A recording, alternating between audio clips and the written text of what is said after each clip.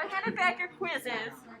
Are there any questions on those quizzes? Yeah, what is number one? What is number one? The genome. It's the most complex DNA could possibly be. A fair number of you got that one incorrect. So yes, for the most complex level of structure, it is the genome. All right, any other questions? Yeah.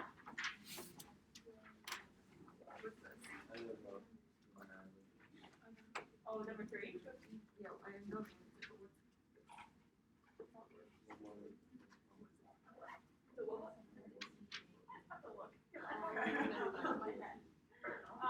Yeah, number 3 was one a lot of people got wrong as well. So if you look at them all, one tells you that it's a protein. Okay. The other 2, and then ACE, which means it's an enzyme, which is a protein. The replication fork, that's not a molecule, that's a specific place. Man, when I saw that, I was like, All right, any other questions I can answer? I thought it was a trick question. No, I meant this quiz to be very easy.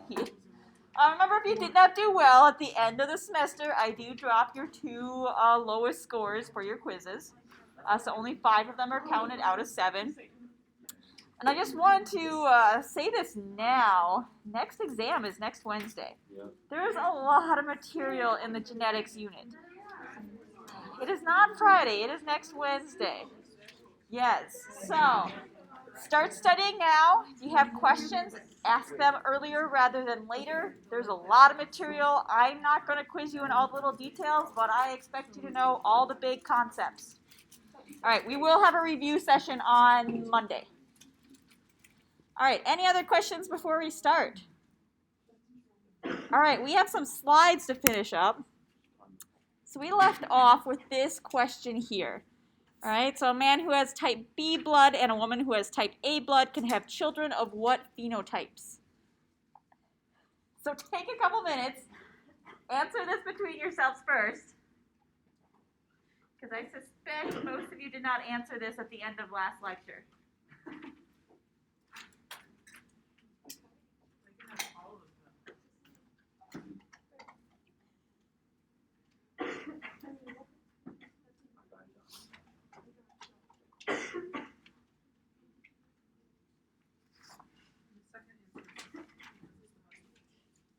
They're all very quiet. Did you get around to answering this one? Yes. I literally answered that. All right, let's answer this one together so we're not just sitting here idly in class time. All right, so what phenotypes could we have? A, B, or AB. A, B, AB, or? Oh, shit. Oh, they could be all of them, all right?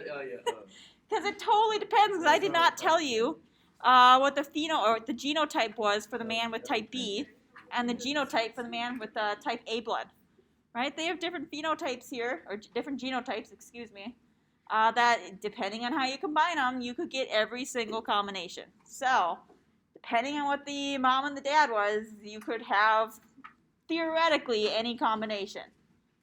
All right, so that second question, why is type AB codominant? All right, could be the best of both worlds, but if we're talking about genetics here, how do we describe that? Both phenotypes are expressed. Both phenotypes are expressed, yes. One does not mask the expression of the other. All right, does that make sense for everybody? Perfect. We have a couple more things to touch on in terms of Mendelian genetics and different ways that we can alter Mendelian genetics. All right, so I'm only throwing this up here to help you understand what incomplete dominance is. All right, so if we're looking at functional proteins, theoretically, a single copy of a dominant allele makes enough of a protein to provide the normal phenotype, all right, and mask the recessive one. So if we look at this purple flower here, all right, we see purple is the dominant trait. When that purple trait is expressed, all right, we're making 100% of that protein, all right? So that purple protein is definitely going to show through. When we have 50% of that expressed, you're a heterozygous person, all right, they still have enough protein to get that purple color to come through, All right, so that's enough to still make it a dominant color, dominant phenotype. Versus if we have that recessive phenotype, we're not coding for any of those purple pigments, that's definitely not going to show through. All right, so if we look at incomplete dominance, all right, this is where the F1 generation is a mixture of both those parents. All right, so we have a red parent and a white parent in terms of flower color here. They are mated together, and they create this F1 generation that's pink. All right, and the reason that this happens is that 50% of that normal red protein is just not enough to give off that dominant phenotype. All right, so we're going to get this intermediate phenotype, which would be pink. All right, and if we cross them one more time with the F2 generation, we would see the red and the red and the white come through. All right, depending on the genotype underlying the phenotype. All right, the last thing I want to mention about variations on Mendelian genetics is this idea of pleiotropy. All right, so genes are much more complex than just one gene representing one trait. All right, a gene can influence many traits. All right, for example, if we have a mutation in a single gene, that can have multiple effects because it's going to affect multiple traits. So Marfan syndrome, which is what Abe Lincoln had here, it has a mutant in its gene, all right? And that one mutant causes a vast variety of effects, all right? It's going to affect the trait of height, so they're going to be abnormally tall, have disproportionately long limbs and fingers, abnormally shaped chest, and severe heart problems. All right, so it's not always as simple as a one-to-one. One gene equals one trait. All right, it could be one gene affects multiple traits. Now, I asked you to watch this video last class time on Friday. So this video talked about qualitative traits, also known as multi-loci control traits. All right, so hopefully that made sense. Did anybody have questions on that? All right, well, there's a question posed at the end of that video looking at eye color. What is eye color an example of?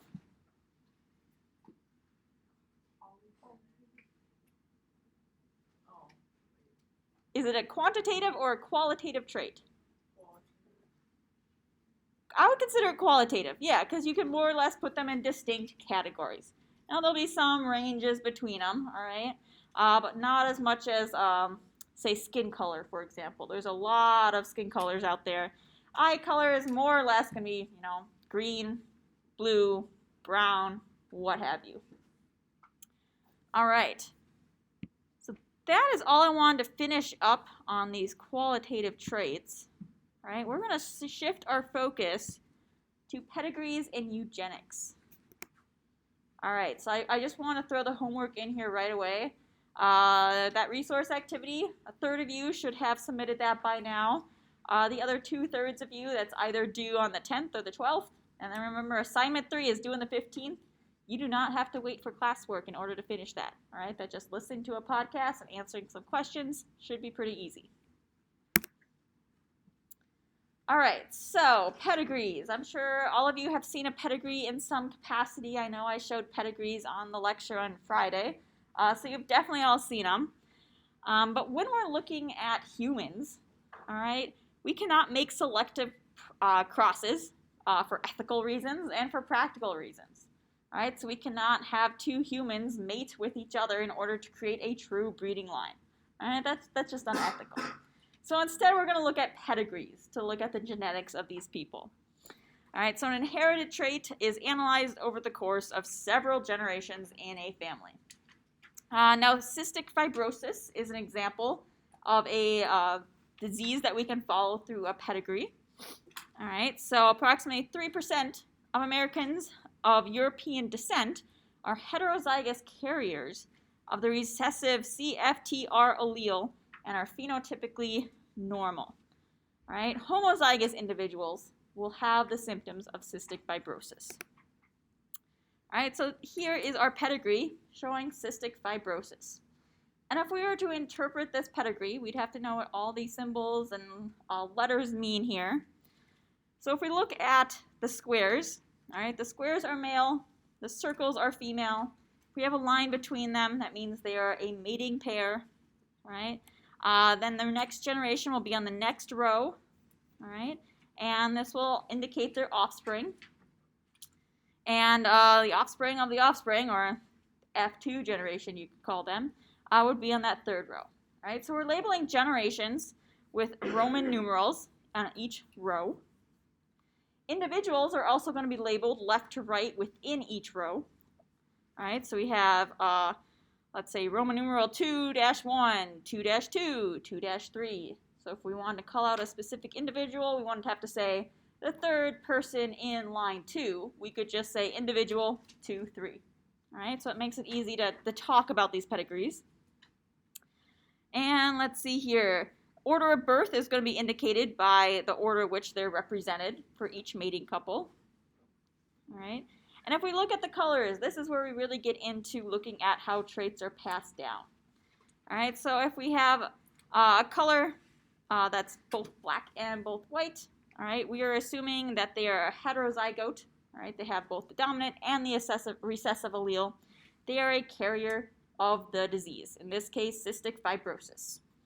All right, so if we look at the first one here, both mom and dad are carriers. So they're both heterozygous, all right? Dominant gene and a recessive gene. All right, now depending on how those alleles separate out, all right, and combine again to create a zygote, we could get individuals that either is completely normal, unaffected, not even a carrier. So if they're not even a carrier, we could say that they have the genotype of being dominant and dominant. We can get an individual that's affected, all right? It's going to express the phenotype, all right? And we would say that this would be recessive. And then we can get another individual that's a carrier, all right? So carrier having the dominant trait with the recessive trait. We're not going to express the disease, but we can pass on the disease. All right, so if we look at these pedigrees, we can determine if these disease genes are recessive, if they're dominant, if they're autosomal or sex-linked. So remember, autosomal chromosomes, those are chromosomes that are not sex-related.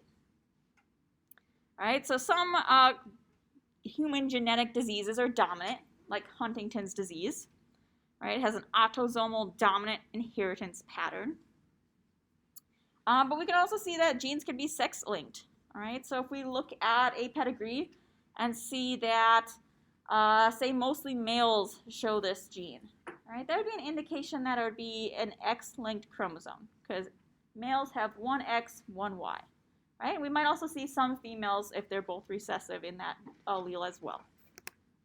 All right, so I have some questions for us to work through, and I'm going to pass those around. So work with a partner, answer these questions, and if you have any questions with pedigrees, let me know.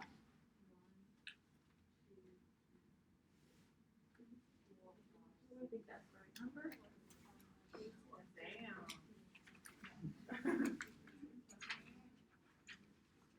The single one is like my Uncle Carl. He lives in my grandma's basement. My Uncle Carl lives in my grandma's basement.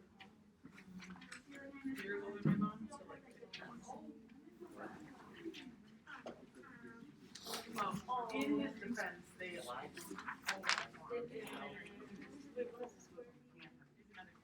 I had to get a pencil out.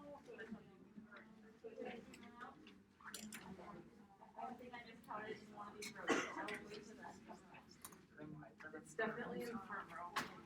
Definitely in the front row? All right.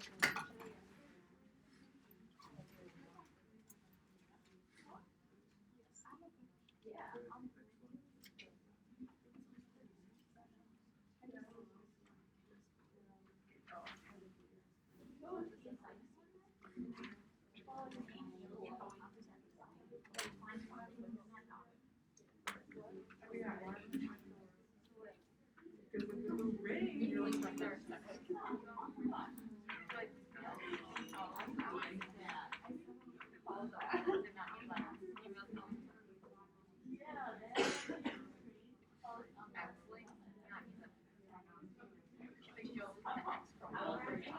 I love my emails and also have the house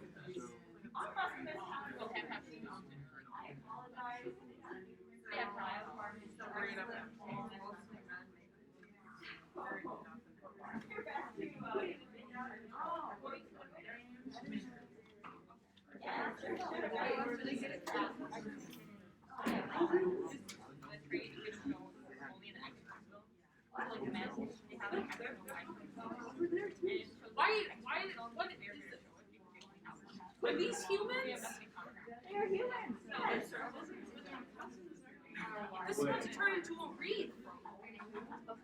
They're not perfect humans. What's the elevator or the royal family? Wait, I'm confused. Where is Yeah, my cousins. I don't see any Siblings. Yeah, it has to be a direct line between the three.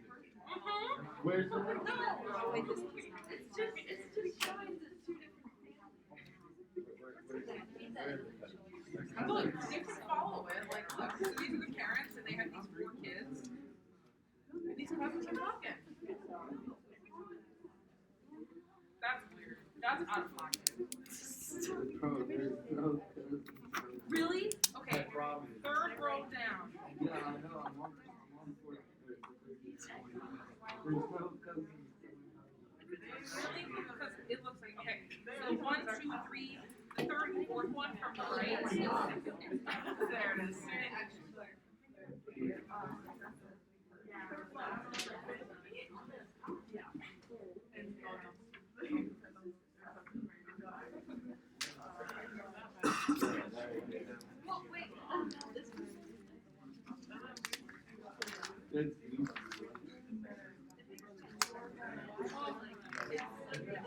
I would actually feel like it's a series, but that's for another day. Okay.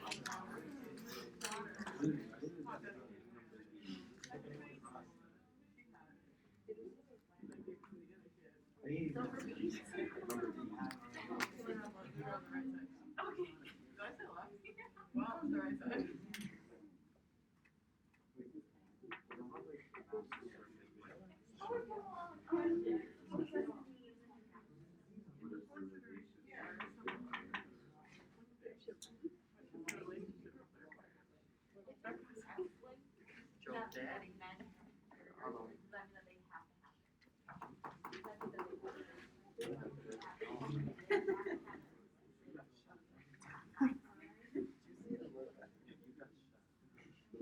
Oh, I thought you were like that. I was like, why did you?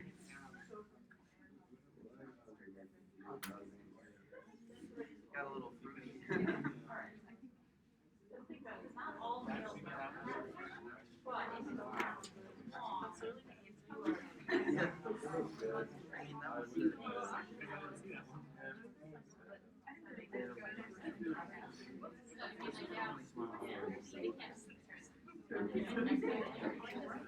Yeah, who would have thought that? Yeah. That's why I always thought Abe Lincoln was inbred. What? I just look at him. No, he's. I have a whole list of people I think are inbred, but I'm not going to say it now. So loud.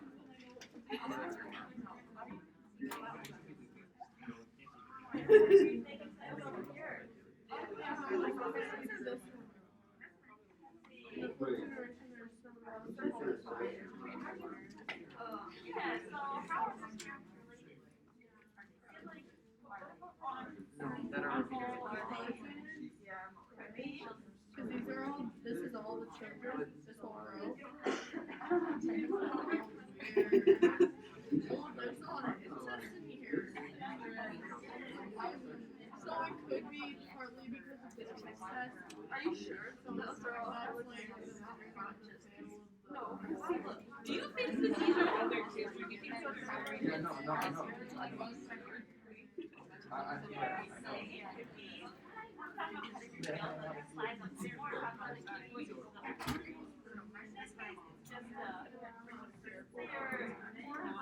So do you think that these are all siblings, like they're just by each other? Do we think they're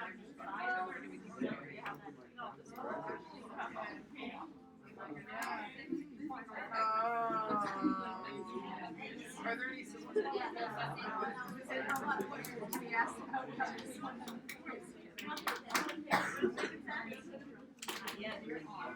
do you know?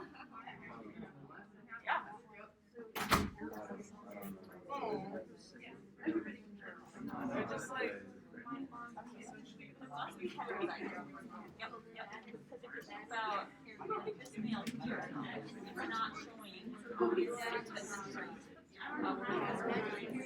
so there must be some way for both the X and the and then you said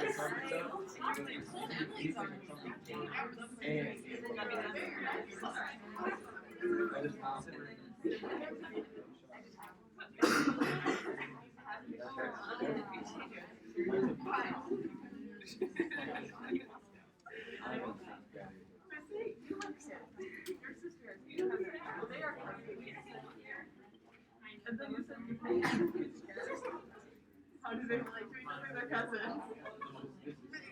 Wait, cousins with benefits, that's what I'm like. That's so accurate. That's so mean. For no reason.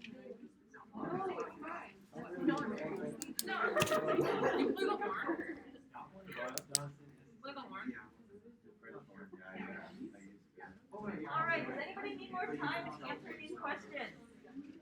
I have a lot of questions about the question, but that's not. All right, so I'm taking that as everyone's had a chance to look at it. So let's go through these. All right, so is this disease X-linked or Y-linked? X-linked, and why do we say that? Because there's a female that got it. There is a female that received it. Yes, we can see that down here. All right, we also see it's way more common in males. Now, males only have one X, so if they have the X that is recessive, it's going to get shown in the phenotype, all right? That rare disease is going to come through, all right? Does that make sense of how to figure out if it's an X-linked or not? All right. Now, if we saw more females having it here, then we could question whether it's X-linked or not. But in this case, we know that it's definitely X-linked. All right, is it a dominant or recessive allele? Recessive, and how do we know that? It's not shown off too often. Yeah, we're not seeing it too often, all right? If it was dominant, we'd expect to see a lot more individuals expressing the phenotype. All right, let's see here. This next one's hard to answer as a class, but on this diagram, which individuals must be carriers of the disease? So let's take the top two up here. Square. Do we have a carrier of the disease? Square. Circle. What would be circle? Oh my god. Yeah. So the square, this is a male, all right, and that is not helpful. All right, the male there only has one X and one Y. All right, so if he's not exhibiting that disease, all right, because he's not colored in, we have to assume that the X in his gene or in his genotype is dominant. All right. Now this one here, we're also not seeing that expressed. All right, but we know she's a carrier because her offspring have this disease. All right, so we're going to say that this one is heterozygous. All right, so it has both the dominant and the recessive allele in her genotype. All right, now there's multiple other individuals in this pedigree that could be carriers.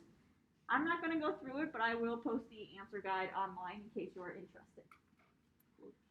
So last question, in the fourth generation, there are several offspring that are afflicted. What is the relationship of their parents? They're cousins, yes. So this pedigree has some problems with their family lineage here, but they are cousins. All right, does that make sense in how to interpret a pedigree? Yes. Awesome. So let's move on to some of the problems with pedigrees. All right, so if we're looking at a trait, all right, some of the problems with pedigrees might be that if the trait runs in a family, that does not prove that the trait has a genetic basis. All right, so modern technology has come a long way. Nowadays, we can probably pinpoint a trait to a specific gene, But think back to when these pedigrees were first established. They didn't have that technology. All right, so if they looked at a trait and they tried to make a pedigree, they would assume that it had a genetic basis. Well, not necessarily going to be the case, right? So it could be a bacterial or a viral infection, a nutrient deficiency, exposure to a toxin that made it more common in a family. We could also look at language and dialect or religious belief, all right? Is a religious belief genetic? Well, back in the day, maybe they thought so, and they could make a pedigree of this, all right? So it's not necessarily going to have a genetic basis. We're also making the assumption that each trait is controlled by a single gene, all right? So kind of that one-to-one, right? One allele means one trait, right? And we know that's not the case, right? We can have a gene that encodes for many different traits or interact with other genes to code for traits. There's a lot of complexity in genetics, all right? We are very much simplifying genetics with the pedigree, right, which can lead to problems. So we have to establish two criteria in order to make sure that it's a genetic causation, all right, that the trait we are looking at has a genetic basis. All right, that trait must occur more frequently among the genetic relatives of an affected person than in the general public or population there. The trait must not also spread to unrelated persons exposed to similar environmental conditions. All right, so these are kind of the two underlying criteria that we can say that maybe this trait has a genetic basis. Now, I took all this information out of a paper that I posted on Moodle as supplemental reading on pedigrees. All right, so if you have questions about pedigrees, that paper does a good job explaining it, as well as some of the problems. All right, because pedigrees kind of led to the establishment of eugenics. So who here has heard of eugenics before? All right, maybe about half of you. Yeah, it's a scary thing, all right? So we're going to spend the rest of lecture talking about eugenics, and I actually have, it's about a 10-minute video, but I think it does a really good job of exploring the dangers of eugenics.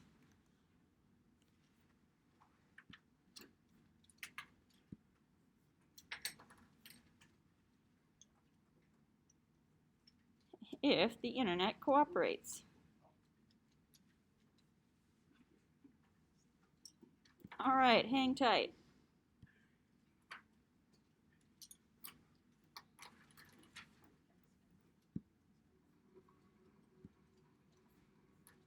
In the second half of the 19th century, Gregor Mendel had worked out the basic laws of heredity with pea plants. At the same time, Charles Darwin had observed the larger process of evolution in birds and tortoises. But what about people? What these insights meant for the human race was the next frontier. At the turn of the century, in London, a cousin of Darwin's named Francis Galton, a brilliant scientist in his own right, asked himself a provocative question. If farmers could breed better cattle, why couldn't an enlightened society breed a better human being? What nature does blindly and slowly, he wrote, man may do providently and quickly. This was an age of science, an age of reason. Darwin was using scientific principles to look at the world and figure out the world.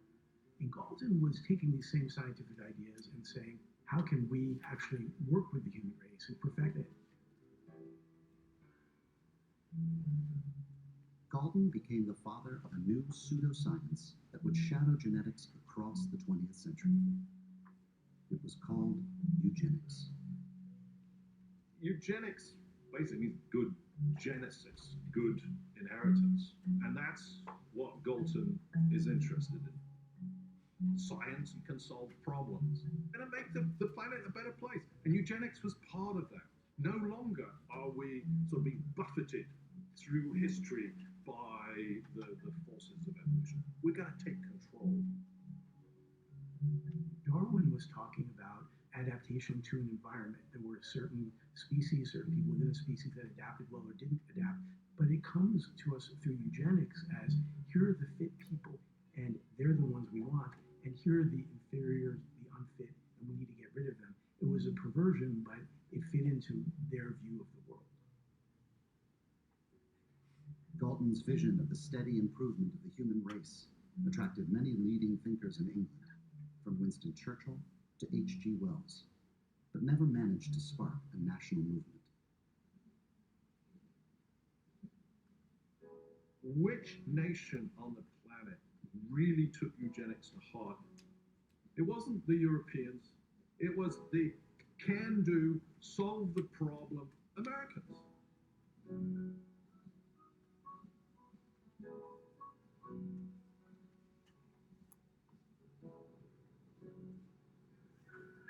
In the early years of the 20th century, middle-class Americans felt threatened by a vast, uncontrolled influx of immigrants from Eastern and Southern Europe. This idea of eugenics hits America at a time of great anxiety, a time when American society is in flux. And particularly for the old Anglo-Saxon middle class, they look around and the nation that they were born into is done.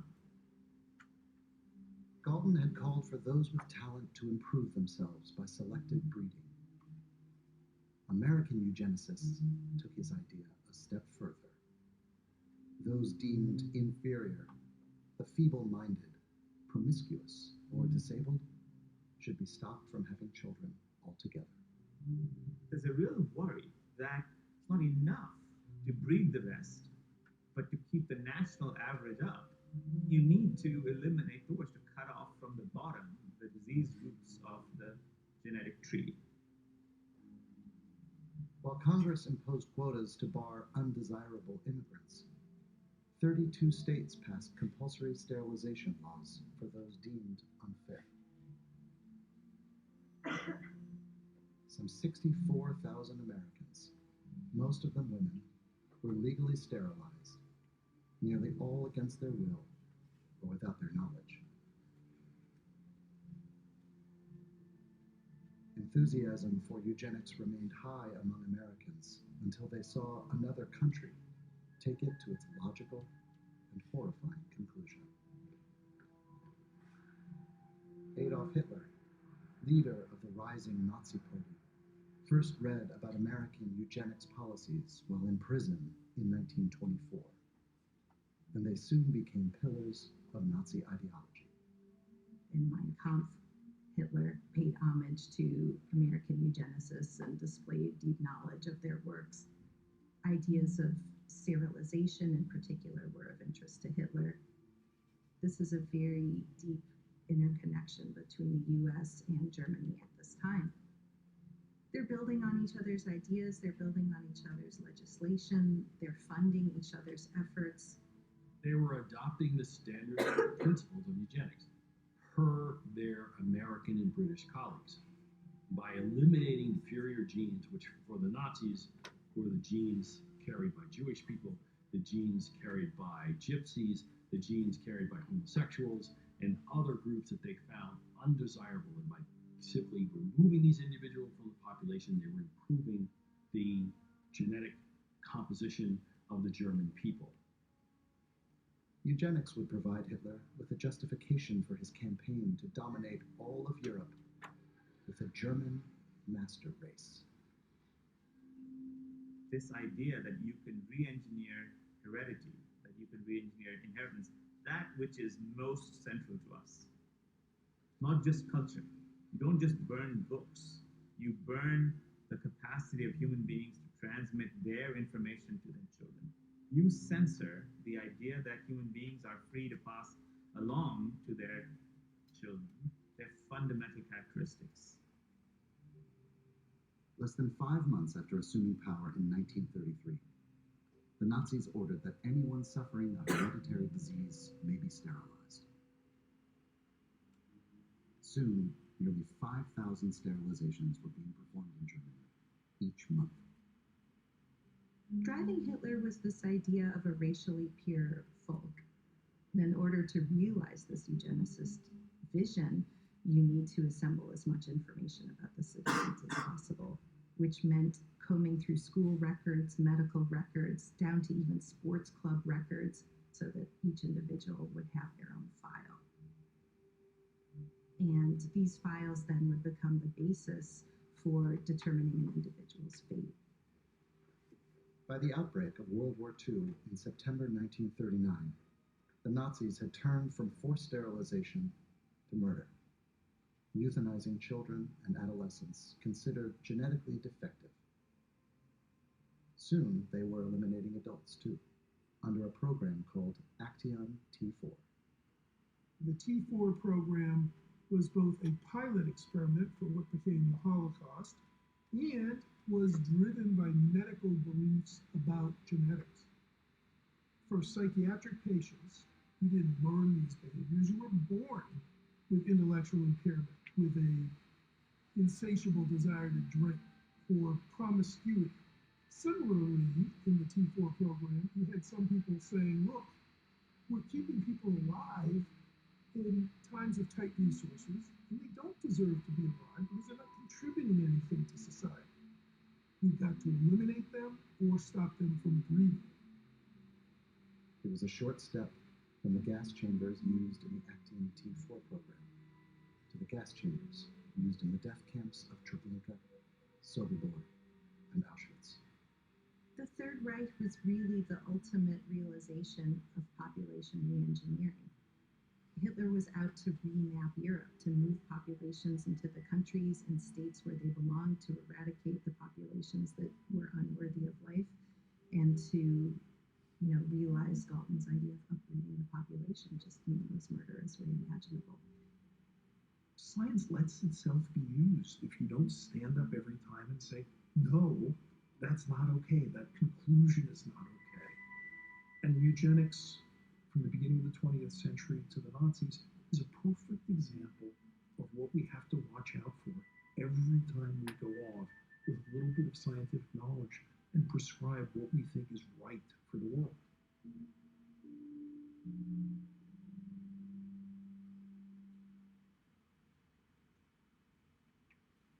All right, so a very dark subject, all right, a very scary subject. And I have a couple of questions for you to reflect upon after watching that. All right, I'm actually going to pass around a piece of paper to write down your answers. And if you write down your answers, I will give you 1 point for participation. All right, here's one sheet there. And feel free to discuss with each other. Talk about this. This is scary. Think about, this is what happened in the past. What could happen in the future? I do have some other slides that we can maybe briefly talk about that if we have some time. As we answer these questions, why don't I just go through those slides briefly and then give you some time to write your answers. I'm going to start over here so you actually get to the paper this time.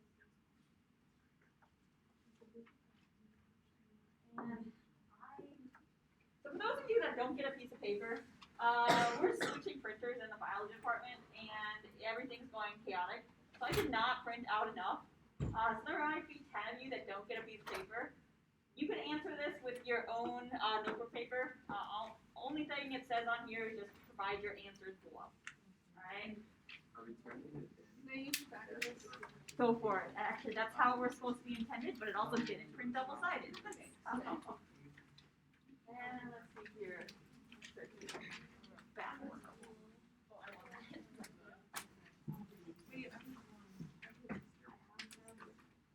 All right, so I'm going to come back to these questions once everyone has a piece of paper ready. I wanted to briefly talk about, we saw what happened in the past. Let's talk about the present. How could eugenics possibly affect us in the present? All right, so in the present, we have all these new medical advances. We have genetic screening, gene therapy, genetic engineering. All right. A good example of this is genetic screening. You can screen to see if you have a mutation that might cause breast cancer, and you can make medical decisions for yourself based on that, based on what's revealed for you. All right. As well as sometimes you can have genetic testing to help guide what medicines are going to be most effective for your genetic profile. All right. So there's some huge benefits to doing this. Families can use genetics to prevent deadly childhood diseases. In this couple here, their firstborn child had this illness. and they decided to have a second child, but they wanted to make sure that that second child was not also going to have that illness. So they used genetic screening just to make sure that that second child was going to be healthy. Indeed, he was, and now that second child can help provide stem cells for the first child to help cure that disease. All right, we can use gene therapy to more or less alter our genes to help correct some diseases. So studies are underway to help with sickle cell disease and helping to correct that. All right, we can also alter human embryos. All right, and so, well, we can question the ethics of this. All right, there were born 2 twin girls that were genetically altered as an embryo. And the purpose of this alteration was to provide immunity to HIV. All right, so there was good intentions behind it, but again, we could think about, was that ethical? I mean, we definitely couldn't get their consent before we did this. All right, so as we think about eugenics, how it could creep into the future, we can think about like designer babies. All right, maybe we could manipulate an embryo so much so that if we want a child with blonde hair and blue eyes, we could manipulate that embryo. All right, so it could start to creep into the future, so we have to constantly check ourselves. So talking about the future, I have some brief slides here that going into the future, we have to be constantly regulating science, regulating ourselves to make sure that this is not going to get out of hand. All right, so we can have protests against forced sterilizations. All right, so this took place in about the 1970s here. We have advances of informed consent. All right, so there were Latinx women in California who were sterilized without consent. This is obviously a problem, so they sued the doctors and the hospitals. They did not win the case, but it was a catalyst for change. All right, so kind of more scary things that happened in the past here. Hospitals now changed its practices to no longer threatening to take away welfare benefits if you refuse sterilization, consent forms translated into several different languages, and waiting periods so women could weigh their options instead of be given a choice to do it now or not. Right, we also have these cases of women who were secretly sterilized. At age 14 was this woman who was secretly sterilized. And she fought for recognition and compensation by North Carolina. Right? And I'm not going to watch the video here, but she actually won. All right? And they agreed to compensate survivors of forced sterilization. All right? So we need these checks and balances so we do not start to echo the past. All right? Having judges to inmates saying, get sterilized and I'll shave off jail time. Forced sterilization of female prison inmates. All right? So this happened in 2017. This happened in 2014. All right, this is not something that just happened in the past. It can creep up on us. All right, so we have to have oversight on our privacy, on research, on health disparities. All right, and there are measures out there to help prevent any of this from getting out of control. Now, I have linked slides that I took those slides from the PBS Genetics History and the American Eugenics Movement. So if you want to read up more on this, I linked all the slides instead of those just selected few that I grabbed. All right, so I'm going to go back to those class questions. Go ahead and answer them. When you're done, make sure you put your name on it, because I did not put a place for your name. Turn it in, and you are free to go. If you need pieces of paper too, I have some.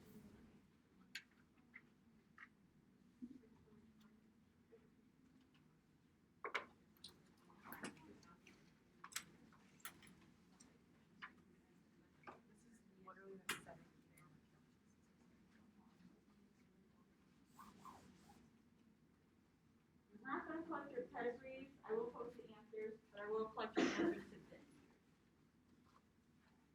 That is my fine.